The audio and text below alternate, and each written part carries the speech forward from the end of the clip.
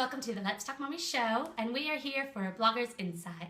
And today my guest is the sweet Colette from We're Going on an Adventure, and she's here to share with you all her knowledge about reviews. So Colette, why don't you start off by sharing a little bit about yourself and your blog with our viewers? So my name's Colette, I'm 35, I've got 3 small children and I've been blogging for a couple of years now, basically just about everything that we do. Good. Why don't we start off with, when you started your blog, did you know you wanted to do reviews, or is it something that you kind of just fell into place with? You know, when I first started to write my blog, it was completely for me. It was as a diary for the kids so that they could look back and see all the things that they'd done and the moments that I'd captured. I was writing loads of reviews on Amazon and Boots because I'm just really opinionated. And we like that though.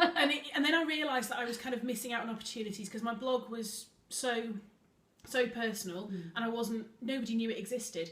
And people were asking me things and going, oh, but you need a blog to do this. And I was like, actually, maybe I'll just push my blog a bit more. And then it all just kind of happened. Kind of integrate it into your family life.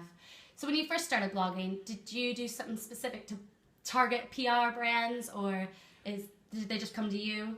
A bit of both. I was really lucky that I had some good friends who were already blogging, who kind of got me into different Facebook groups, introduced me to people, introduced me to PRs. And then you kind of have lots of people say to you, oh, the contacts will come to you, people will email you, people will offer you things, and you think, that's not going to happen. Yeah. How are they going to find me? And actually they just do. Yeah, because that's what I thought. I mean, I was new and I didn't know when it was going to happen or you know, the time frame, but it did. They just emails come through and they just appear. They kind of just start going there. This is it now. I exist, and it And sometimes you get nothing through, and other times, like today, my inbox just hasn't stopped all day. Well, that's good. Good day. Right. And I think it's time difference for everybody. Like, some people get it within the first 2 months, and some people won't get it for like 18 months. I mean, I see lots of people saying, "Oh, it took 2 years before I got any contact." Like I say, I was very lucky. I had some good contacts in the first place, and I think it depends on how you work it. You can get into doing that quite quickly, but it depends what you're looking for. Really. Would you ever approach a brand about a specific product that you may want to review? Yeah. Or do you just kind of take what you're given? A bit of both. I've had all sorts of opportunities where people have just come to me and offered me things that have been amazing. We've had press trips, weekends away, adventures with the kids, days out, and they're all things that have just been offered straight to me.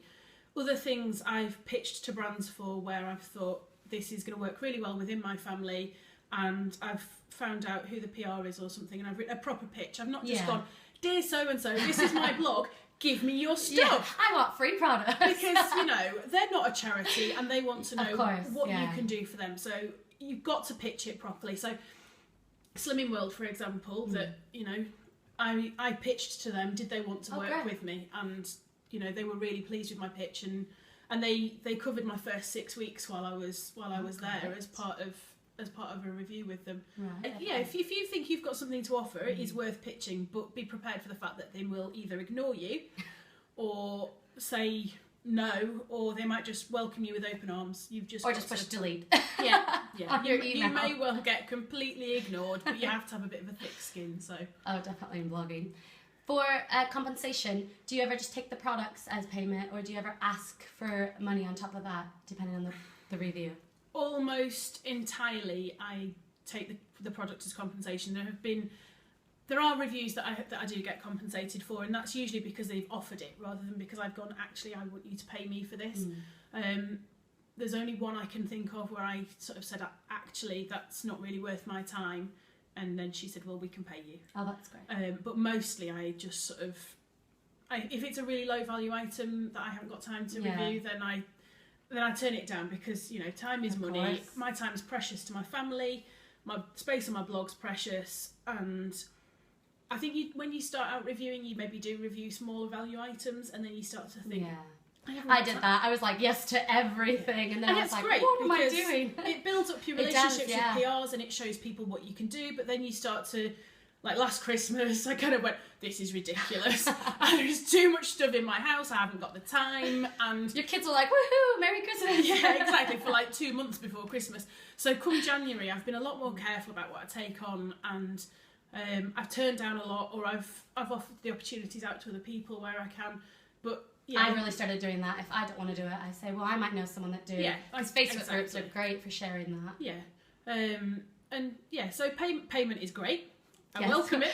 We love that. But I don't go out seeking it. I just tend to be careful about what I choose to make sure that it's of interest to my readers. More importantly, that it's of interest or benefit to my family, and that I will have something interesting to say about it. Because toothpaste, boring. True.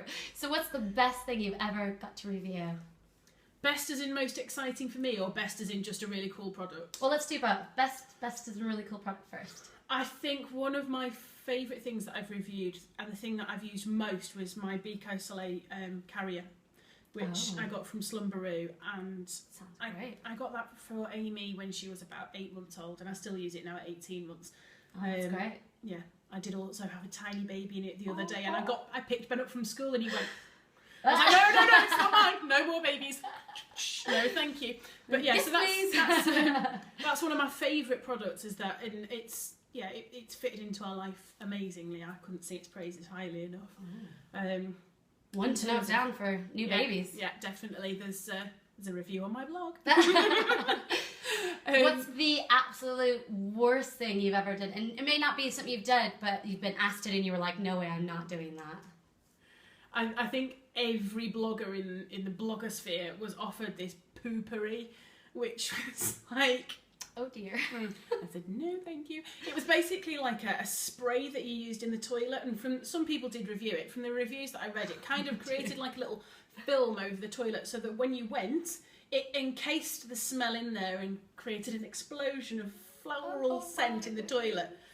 Yeah, I said no thanks to that one. Yeah, I'm not a funny blogger, but I couldn't be serious on that review. That would be way too hard. I think of the reviews that I read, I think people were kind of surprised that it was effective, but really didn't see the point in it. It was a bit of a air freshener will do, thanks. Yeah, exactly. we love those 99p air fresheners. Yeah. Definitely. So in terms of reviews, everyone does reviews completely different, and a lot of people write tons and like novels reviews on every aspect of the product. And others just write a little blurb and a photo. What do you think the essentials you need to include in your reviews? You need to make your review really easy to read. So I think sometimes a really thorough review is great, but if you go on and on and on, people are going to skim through it and look at your pictures and just maybe look at the key points. What I tend to find works for me is that I'll do like a section at the beginning, and I'll sum it up in what we loved and what we weren't so keen on. That's good, yeah. Because with almost everything, there's going to be something that hasn't quite worked, and I think you need to be honest about that. There's no point. Yeah, because a lot of people don't do that. They don't say the truth, and I think the companies want our truth because we're parents. They want I'm not going to sit there. I will never ever completely slate a product. Oh yeah, of course. I'll be constructive about it, and that's where we weren't so keen on. It works really well, and because I bullet point the ends of my reviews, it kind of sums up everything I've said already, and means that if people can't be bothered to read all of my jibber jabbering, then they can just see quite clearly. You do really good bullet points. I love that. Yeah, really, really important.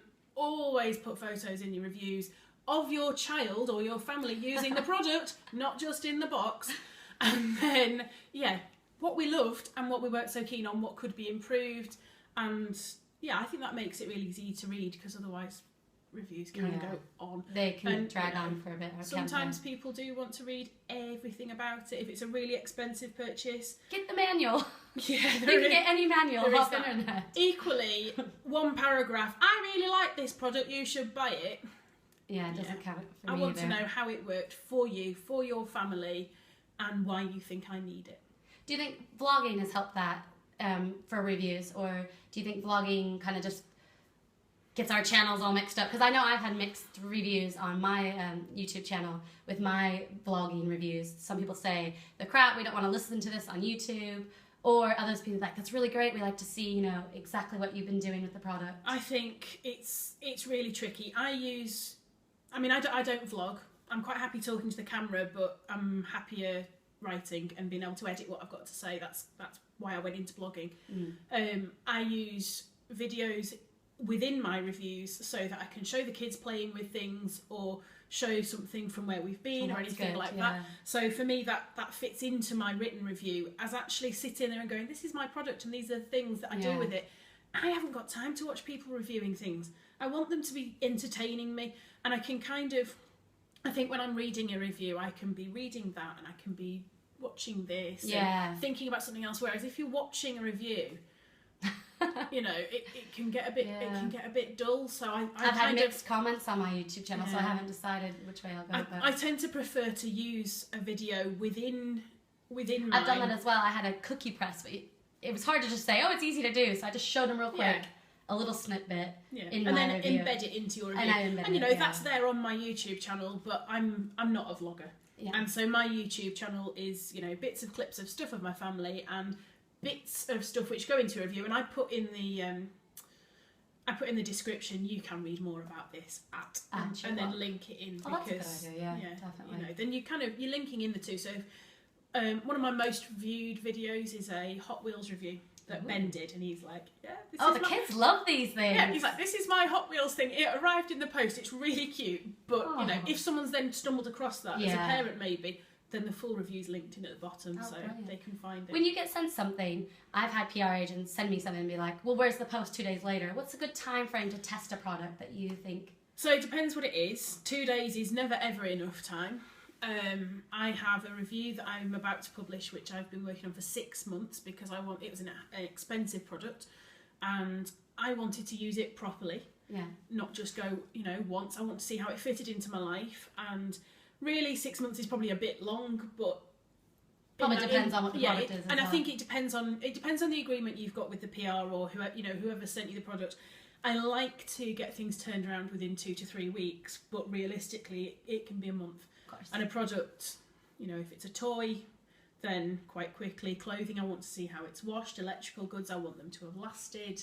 So it depends, and I have that conversation with the people who've asked me to do the review in the first place. Oh, that's good. Because at first, when I was the first vlogger, I was like panicking. I'm like, it came in today, I have to get it up today, and you almost panic that they're not going to give you time, but they do give you time. Yeah, and actually, if you're most of them. Yeah, mostly. I think you do just need to have that conversation. What's your best advice for new bloggers coming in that really want to do product reviews? Do not blag.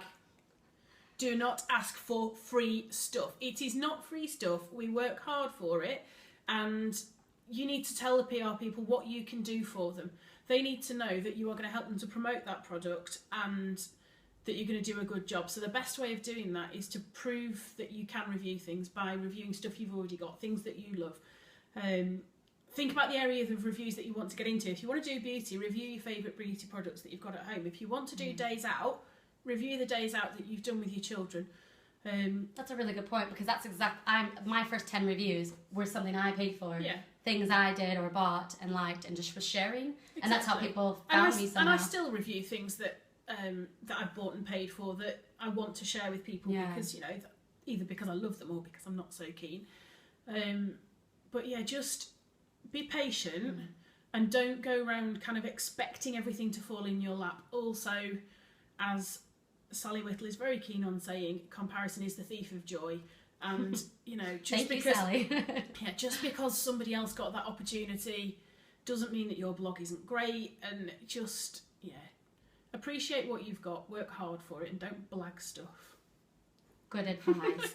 And we'll end with your amazing linky that you ran with Kate. Why don't you tell everyone a little bit about it? So Kate and I have been running Tried and Tested for just over a year now. We were trending for the first time the other week, which we were really excited about. I think one of the things that's really successful about the Linky is that it doesn't involve anyone writing a special post for it. It just, everyone's writing reviews and they need a way to promote them. And they want to share them. So I know, I love it. Yeah, so every Tuesday morning my stats go woo like that. Everybody comes and links up. But we've got so many people who come regularly, and it's not... You know, it's not about kids stuff or anything. It's just whatever you've been reviewing. As long as it's still relevant, we don't mind older posts, but you have to still be able to buy it or go there or whatever.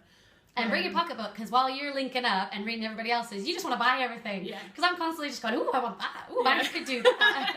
And buying everything. Yeah, there's always a big wish list by the end of it. Yeah, definitely. But it's a great way to discover new products, and also to kind of make relationships with other PR people, because they will see that you've linked up and commented. And oh yeah, that's good. I've had people contact me about the Linky and through my comments on other people's posts. Oh really? That's good. Yeah, it's handy. It is handy. Well, Colette, thank you so much for all your knowledge. I hope all of you have learned so much from Colette as I have. And we will see you next month on another Bloggers Insight. Bye for now. Bye.